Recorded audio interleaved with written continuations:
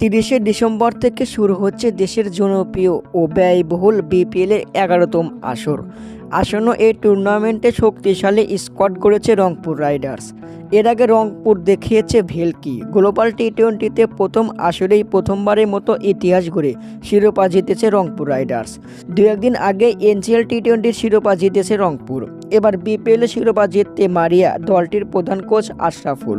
BPL শুরু থেকে বিদেশি সব তারকাদের পাচ্ছে রংপুর রাইডার্স, তবে সৌম্যর আঙ্গুলের চোটের কারণে শুরুতেই পাচ্ছে না তাকে। কয়েকটি ম্যাচের পর সৌম্যকে পাবে রংপুর। সাইফুদ্দিনের ইনজুরি নিয়ে ধোঁয়াশা থাকলেও বিপিএল শুরু থেকেই পাচ্ছে এই অলরাউন্ডারকে। বিদেশি যেসব তারকাদের শুরু থেকেই পাচ্ছে রংপুর রাইডার্স। দলে যোগ দিয়েছেন Alex Hales, Khushdil Shah, Steven Taylor ও ইফতেখার আহমেদ। ২-৩ ম্যাচ পর দলে যোগ দিবেন হারমিত সিং ও আকিব জাভেদ।